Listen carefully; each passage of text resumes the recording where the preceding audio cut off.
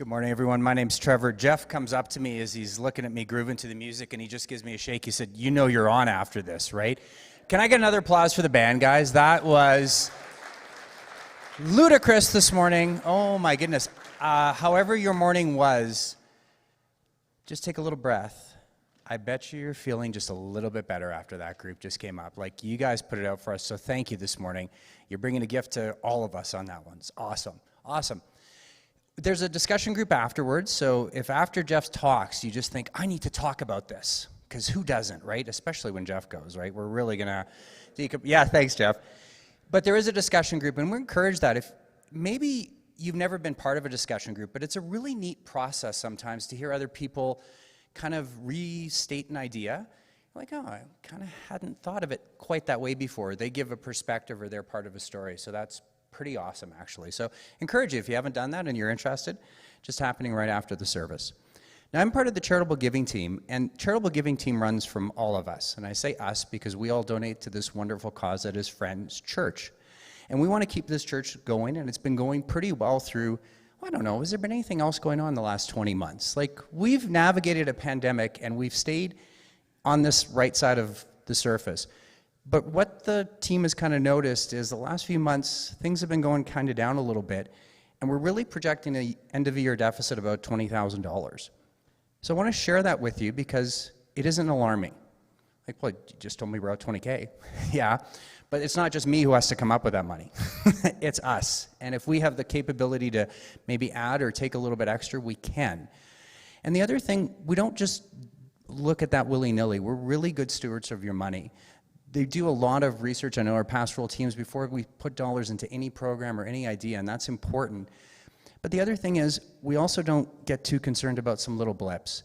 But this has been more of a long-term thing. So one of the things I'd like you to consider this morning is, if Friends is important to you, maybe look at maybe there's a one-time donation. Or if you haven't upped what you give them monthly in a little while, just look in your heart and say, is there a few extra dollars? There's a letter coming out this afternoon. Jeff's outlining a bunch of different strategies for how we can do it. But we really want to keep this thing going. I mean, not just for today, but the spiritual gym is kind of open for all of us, and it really keeps at least my spiritual journey on track. It really does. So have a great morning, everyone. Thank you for your continual support. And yeah, Jeff, it's all up to you. Right on. Thanks, Trevor, very much. Good morning, everyone. And welcome to Friends Church. It seems like people are getting a little bit more comfortable with coming out. It's great to see this crowd kind of swelling around here. And if you're joining us from home or wherever you might be tuning in, we welcome you. Glad you're a part of Friends Church. Hey, last Sunday I had a phenomenal day. I don't know if you remember the weather last weekend, but it was amazing, hey? Felt a little bit like today, maybe even a little bit warmer, but I was here at the spiritual gym. I had a great morning with a whole bunch of people here. I went home inspired by this warm weather. I grabbed our dog and went out for a big walk, breathing in the fresh air. I got home. I did a little workout, and I was like, this motivation, I thought, okay, oil. I got to change the oil in my truck. So I brought in my truck, got that done. My son came over. He was doing some work on his truck. While I'm out there chatting with him, I thought, you know what, I'm going to get the Christmas lights going. So I pulled them out, and I'm up on the roof scaling the thing. I got them all in place. I'm like, yes. Normally I'm doing it about minus 30 weather and almost breaking myself, So I was like, yeah. I looked down the street, and some guy's out pruning his trees. I went, yeah, it's pruning time. So I pull out the pruning shears, and I'm up in trees. By the time I finished, we had half the driveway covered in branches or whatever. Kathy comes home and is like, what the heck? I said, look at honey. So we're carting all that away. By the time that day ended, I was spent, man. I was thinking, I need to relax. I went to bed that night, and I'm exhausted, but I'm feeling so good. You know that feeling when you've had a day where you go, man, check, check, check. The list just gets knocked off. You know that feeling? Why is that? Why can that be so satisfying when you can get out there and just feel like, man, I got so much done? Is it the productive nature of it? The sense of accomplishment? Maybe that feeling of, I feel like I'm getting ahead and not falling behind. You know that feeling?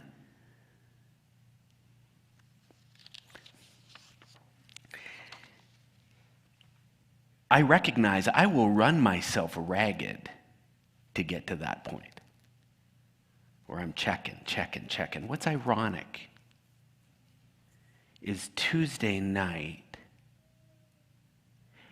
Yeah, it was Tuesday night.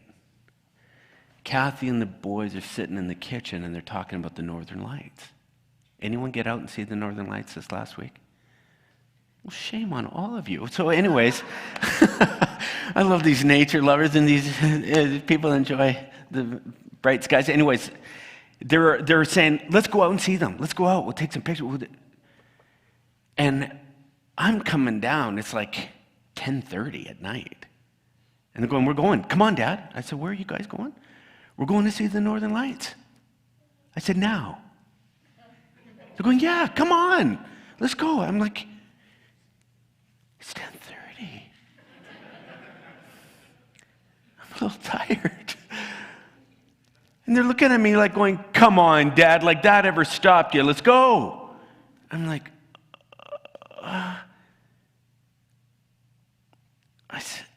So I kind of said, okay. So I'm starting to go upstairs, and as I'm walking upstairs, thinking I'm going to change, and I start thinking about my work week. Start thinking about Wednesday and everything I got to get done. Start doing the mental math on the sleep. I'm like, by the time we go out and get back.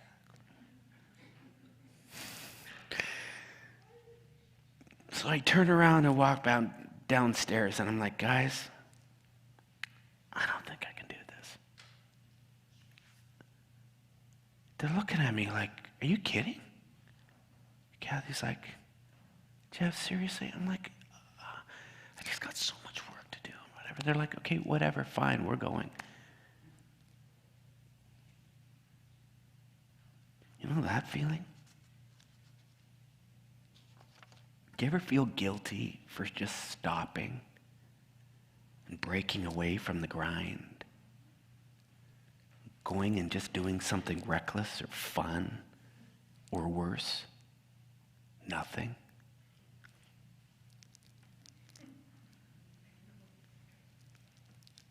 Knowing that there's still lots of work that's waiting for you. Maybe you feel it when you sit down to watch a movie one night, or you want to sleep in on Saturday morning. You're just tired. But then you forgot about your alarm. Your alarm goes off. You're like, ah! And then you start thinking about all the stuff you could be doing. You know that feeling? It's like, oh. Is this just me? Is this public confession time for Jeff? Okay, good. I see those hands.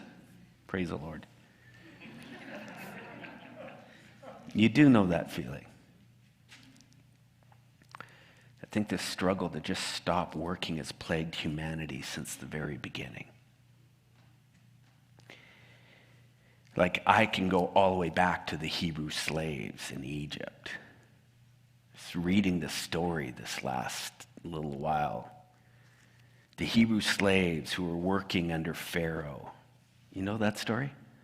They were never allowed to stop. They're just grinding out this tough existence as slaves day after day under some harsh conditions. Their job was to make bricks for Egyptian construction. That was their job, day after day. Every day looked the same. Crank out those bricks, and they had these quotas. You got to meet the quota, or there's punishment waiting.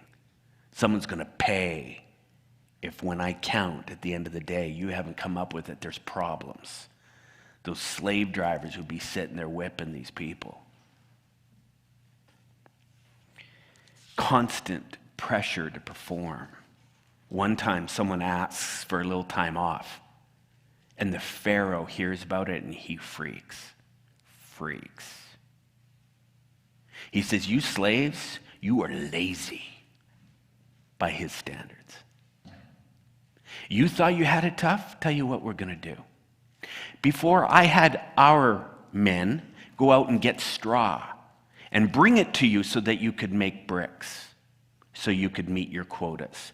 We're not doing that anymore. You're going to go out and find straw, you're going to bring it back, and you're going to make as many bricks as you were doing it before.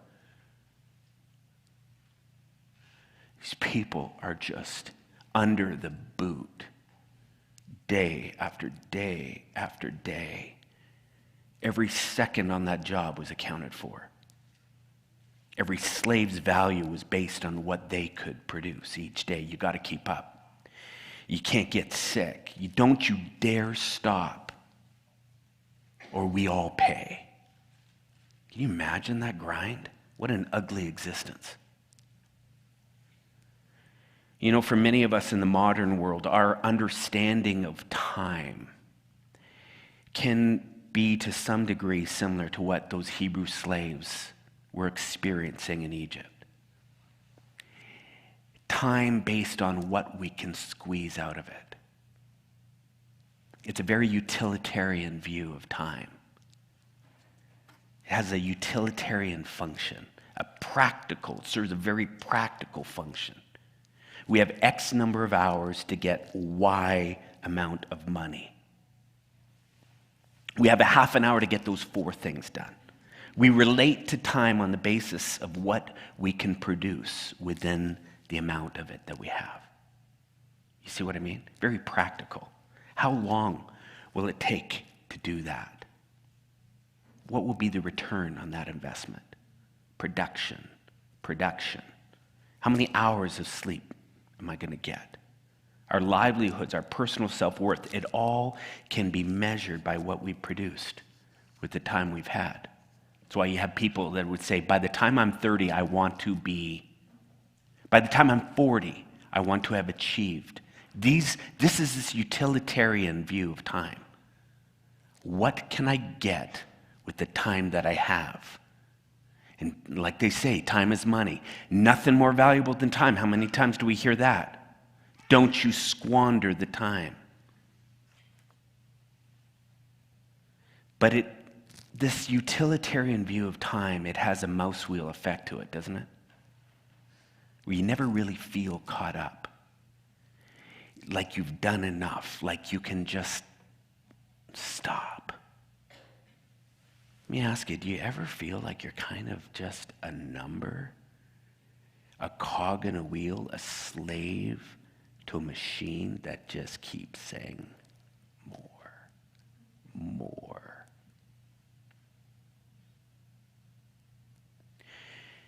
Do you ever feel like your worth, your self-esteem is way too caught up in how many bricks you're producing?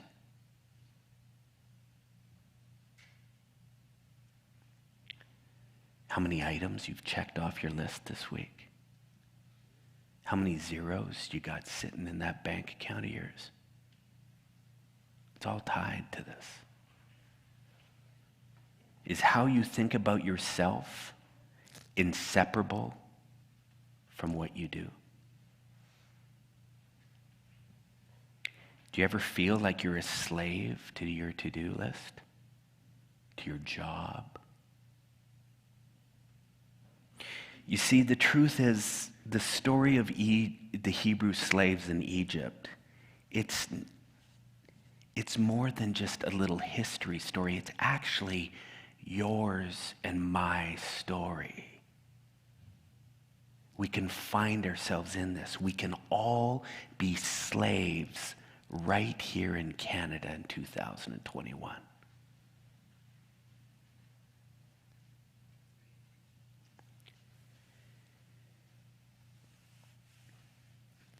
So interestingly, one day these Hebrew slaves are freed.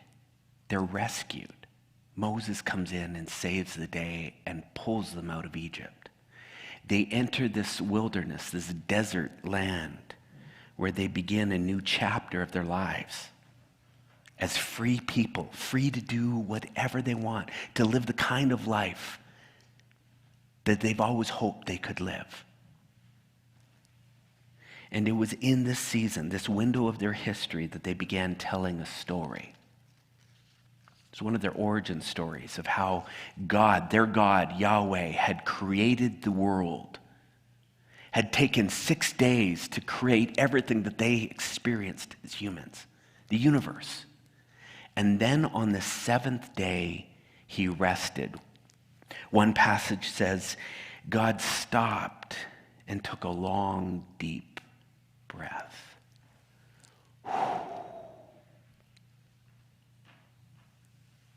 Some scholars have suggested that this creation story was written by someone in the Hebrew community as a way of recognizing and legitimizing the human need to stop. To say, time out. To get off the mouse wheel. To rest and recharge their minds and their bodies. This was a new experience for these Israelites. They came from pure on mouse wheel, man. They were just grinding and producing nonstop. Now they're saying, something is unhealthy about that. Let's build a routine of stopping. So, from this story that they told, a commandment arose.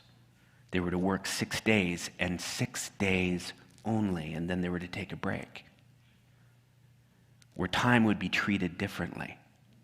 It wasn't about production on this day. It wasn't about creating more. It wasn't about checking off the lists. It was actually the opposite of all of that. It was about taking a big, long breath.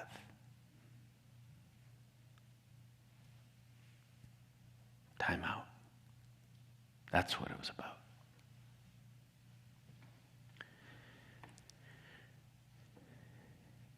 Under this new understanding, there was a time to produce, a time to get stuff done. There was Egypt time, Egypt mode. And then there's this other time when you stop and you act like the work is done, even if it isn't. Because how many know it's never done?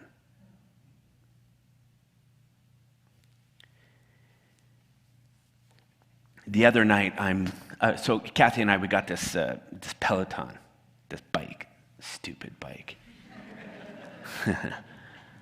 And so anyways, I get into this program, and part of the program needs to establish your baseline fitness level. And so you do now what I know is called the FTP test. And anyways, they just push you harder than I was expecting on the front end of that test, I'll tell you that.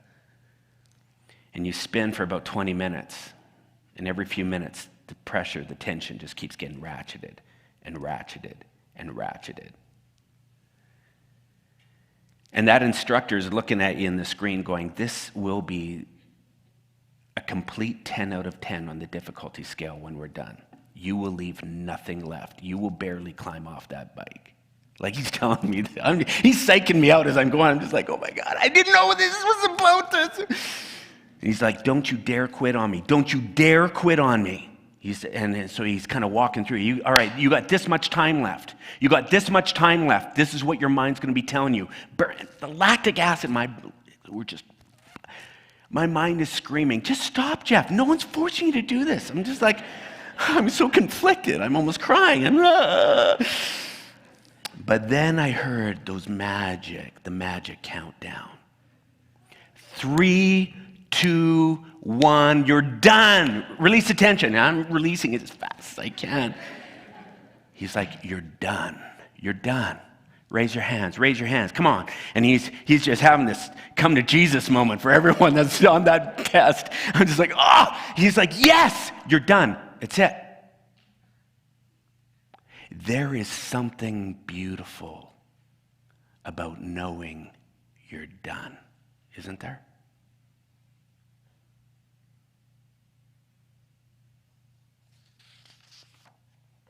And you can take that into every part of your life, but at some point, someone stops that mouse wheel that you're running on. It says, whoa, no, you're done. Come on off. Stop. You walk in the kitchen, what can I do? And someone says, absolutely nothing. Park yourself down. Oh, those words feel nice, don't they? Let me get you a drink. Sit down. To have someone give you permission to say, turn the frickin' lights off. We're over. It's done. Stop. You're off Egypt time. We're on Sabbath time.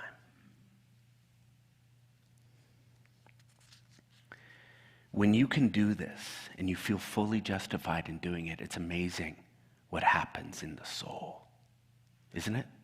I'm looking at some of you that know how to do this so well. I'm inspired by the way that some of you have Sabbath rituals built in, which I'll get to. Sabbath is when you spend time remembering that efficiency and production are not your highest spiritual goals in life.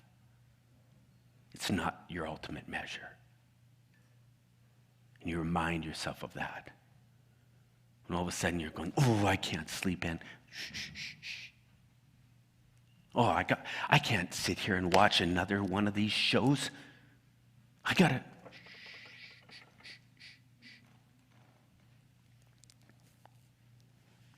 I'm not shamelessly promoting sleep or binge watching. Just for the record, everyone has their own story, right? Own journey. For some, that might be exactly what you need to do. It's amazing, though, what can happen when you embrace the Sabbath mindset and truly believe you're done. The presence that happens. It's like you stop the flywheel, you sit down, and all of a sudden you really realize for the first time just how fast you've been moving. We've all experienced that moment, likely, when we go on vacation. I mean, it is the absolute mouse wheel leading up to the minute you're done, right? And then for the next day, 2, 3 days, you're sitting there checking your phone, checking your email, thinking, oh, did I get that done? I really should call them. It's just, you're distracted. You're in this place. Kids are going, Mom, come in the pool. Dad. We sit there when it's Sabbath time and we're still in Egypt time. And then, weirdly enough, something happens, or you just decide arbitrarily, wait, I'm done. And then the shift happens. You ever felt that? It's just like, no more. I'm off the clock. You punch out and it's like, everything, the conversations become more lively. You start noticing everything around you. The conversations just start going deeper. The joy, the laughter. All of a sudden, man, you are in the moment. You know that feeling? It's just like, oh, this is soul replenishing. I'm actually having a day off now. I'm alive. Have you ever been in that mode? And all of a sudden, it's just like, whew, what time is it? Oh, you've lost complete track of time. Yeah, because you're not on the clock. You're not producing. You don't have to do nothing but enjoy. Another beautiful byproduct of this Sabbath time, this Sabbath mode, is becoming aware of the wounds and the bruises you've suffered in the middle of Egypt time. You know what I'm talking about? Sometimes you can be in the middle of the rat race, on that mouse wheel, and little things happen. Someone says something. Something happens and it cuts you. Someone betrays you. Someone says some uncalled for comment. Whatever it is. Things happen, and the conflict doesn't get resolved. The thing doesn't get fixed because you don't have time for it, and you move on. But then here you are a week later, and someone does something so silly, unintentional, not even meaning anything, and there we are flying off the handle. What is that about? Oftentimes, we just collect these bruises and these little paper cuts. And in the middle of Egypt time, there was no time to deal with those. But they wait. They wait till they step up and take you hostage in the middle of the most random moments. You see, the beauty about Sabbath is it gives space. It offers space to be able to kind of poke around. And all of a sudden go, holy crap, where did that come from? I never finished that conversation.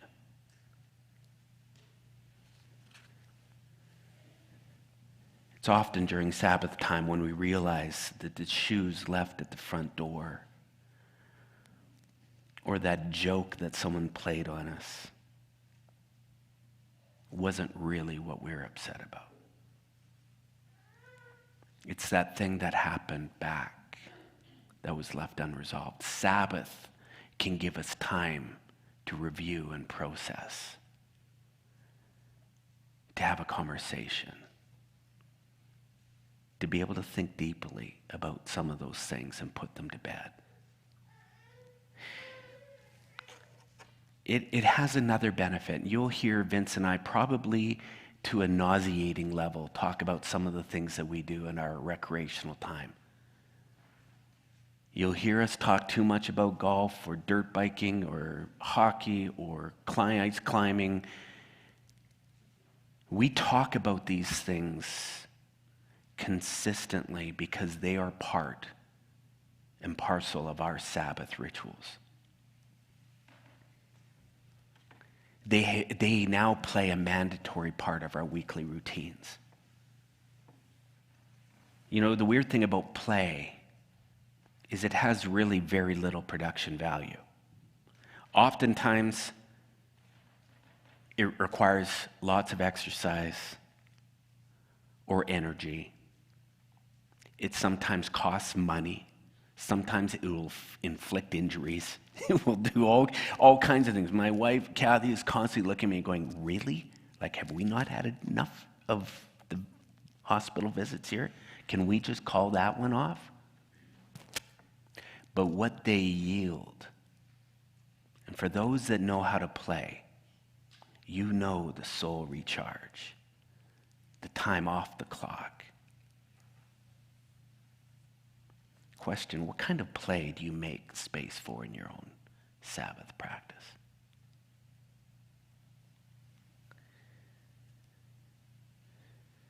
Once you begin to take a time out, once you start realizing that there is something to the Sabbath practice, this non-productive, non-creative space, where you apply the brakes rather than the gas in certain ways, where you measure the output in much different way than you do during the week or whenever.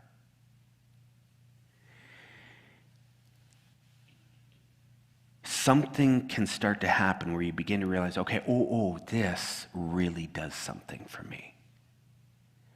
Oh, that felt so good. Oh, I feel so different after some of that. Then the challenge becomes trying to make that more of a rhythm that isn't just a hit and miss, random experience, but that it actually becomes a part of your regular lives. To figure out your Sabbath rhythm is the challenge. Now, there has been so much fighting over this in religious circles, over the technicalities of Sabbath, when it should start, how long it should last, what you should be allowed to do. I have zero energy for that conversation. I think it's way too complex. I think everyone's story in life looks so much different than the next person. What Sabbath looks like for you compared to this person, how long you get to take might be completely different than the next person. Everyone's story is different. Some have to literally take a couple hours wherever they can get it just because their life won't allow it right now. So let's not waste our time trying to come up with a formula that everyone's supposed to fall into. Can we? What we care about is that you actually find a Sabbath rhythm that makes sense for you, that actually recharges your soul. Because it can easily get taken hostage. It can get muddied and buried. In this day and age, in pandemic, when work space is now home space for many, it's like you get up and you can't tell, am I working right now or am I off? I have found myself at 8:30 at night going, oh, what the heck? Been sitting at that laptop. I gotta stop. I gotta eat. It gets blurry. Part of the challenge of finding your Sabbath rhythm is learning how to build in artificial finish lines, stop lines, even though the work isn't complete. This is key. A number of years ago, our pastoral team, Vince, Carmen, and I, and our spouses, we were invited to the home of a Jewish family from the synagogue here to experience a Shabbat dinner. Anyone heard of Shabbat before? This is the Jewish, one of the most common Jewish start lines for their Sabbath. A ritual that they cook into their weekly experience. In the Jewish tradition, at some point late afternoon on a Friday, there is a self-imposed finish line. It's like my Peloton instructor saying, 3, 2, 1, done. Release tension, you're off. Well done. Friday afternoon, all of a sudden, they turn off the screens. They crank up the music. They start lighting candles. They bring out these ingredients. The lamb starts getting cooked. The meal that they begin to prepare is unbelievable. They pour the wine. They pull the fresh challah bread out of the oven. It's just like, holy smokes. We show up at this place at 6:30. The place is in full-blown Sabbath mode, man. It's like, whoa, this is the real McCoy. Vince and Carmen and I are high-fiving like, this is going to be good. We sit around the table, and they bring out that food, and this guy, another Jeff, he begins reading the Exodus story, reminding us all of the way that God had delivered the Israelites from the hands of the Egyptians, and that we were no longer on Egypt time. He encouraged us just to breathe.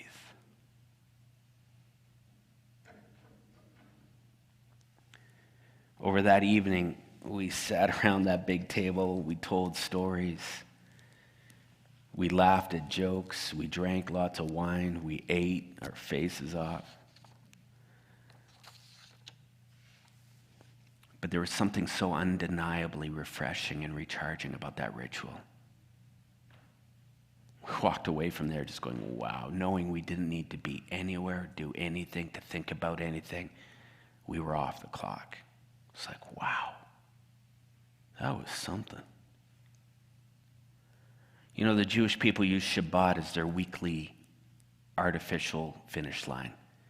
Whether the work is done or not, you're done. Light the candles. Now, I'm not convinced it needs to be a Shabbat meal.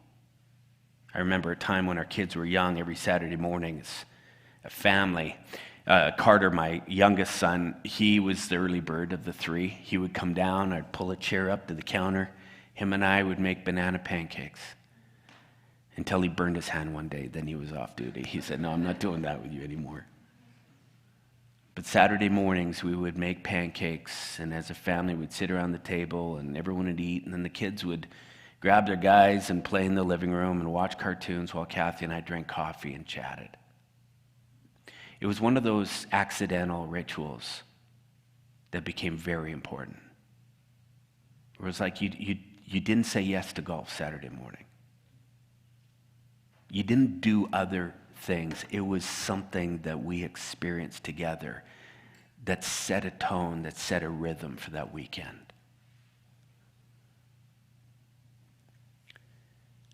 Like, hey, everyone has their ritual.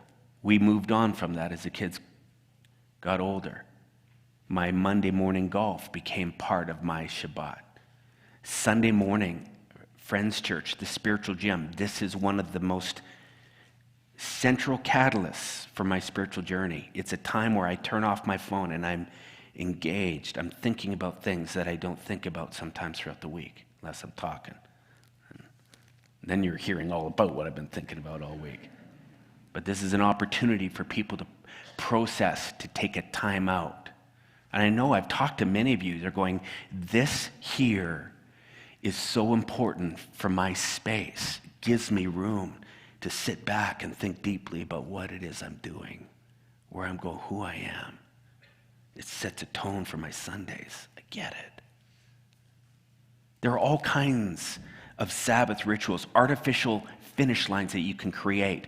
My neighbors, Friday, 4:30, they got the camper packed, and they are driving out into the mountains. I know some of you, mountain biking out in Fernie. Like these rituals where it's just like, no, this is play. For some, our small groups is part of your Sabbath ritual. It's just like, I'm coming together. I'm saying no to everything else that's going on. I'm just going to be in the presence of their people. Stop. Have you given much thought to your Sabbath practice?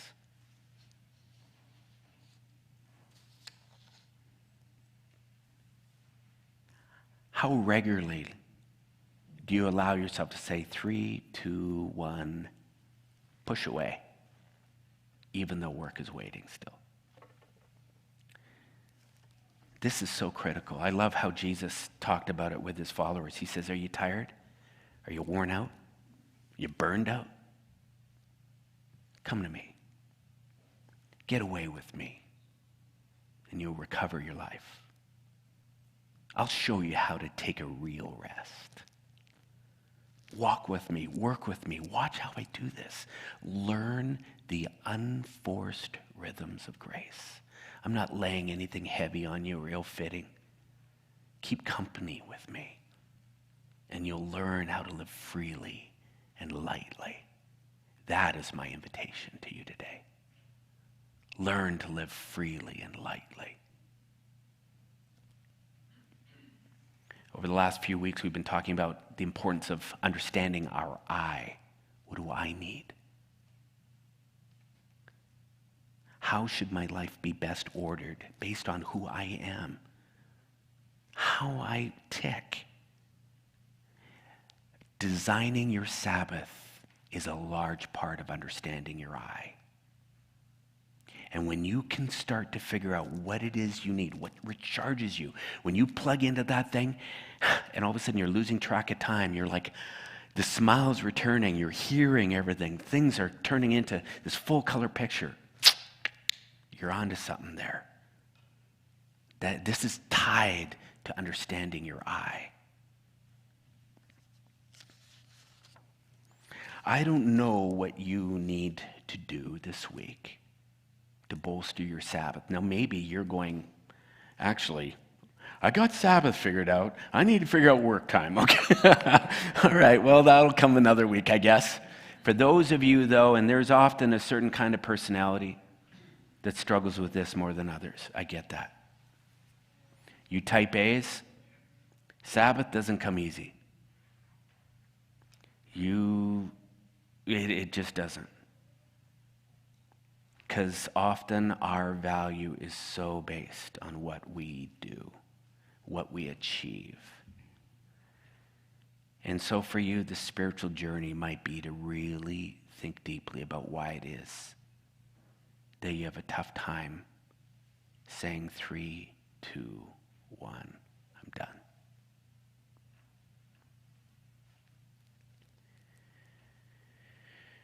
Maybe you need to give some thought to your rituals. An artificial stop line. when would it be? Maybe it has to vary week by week. Maybe it's not just one day. Maybe it's at the end of your workday. You start there and say, okay, enough of this running into 7, 8 at night. I need to be able to say no on a regular basis. Oh, I don't know what your deal is. But I want you to think deeply about the shift, the rhythm, the stopping from Egypt time and moving to Sabbath time. May we all find our Sabbath rhythm. May we all find those things that continually restore our soul, that help us live freely and lightly. May we learn the unforced rhythms of grace.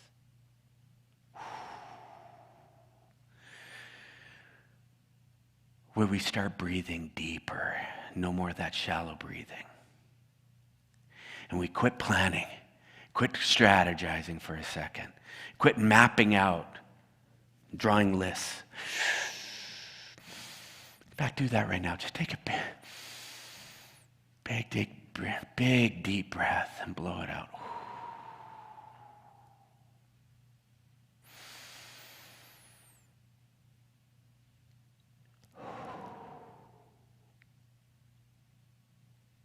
Are you traveling lightly?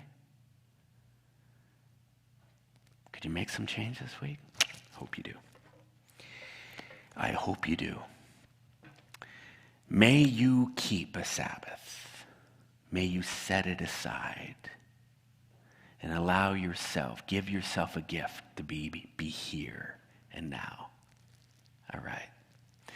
Glad you're here this morning. Look at where this is a 10 Commandments series. Next week, Vince is up. He's covering a commandment. I'm pretty sure he's covering a commandment. So you won't want to miss that. Look at, there's a discussion group that's happening after. Lots of people jumping on to these groups. If you're not a part of a group and maybe you're thinking about maybe getting involved, getting to know people, you can go to friendschurch.ca/groups to see a number of the different things that are going on there. I don't know what your gig is, what your deal is. There's no pressure on our end, but find the things that will give you the rest you need. Have a great week, everyone. We'll see you next Sunday.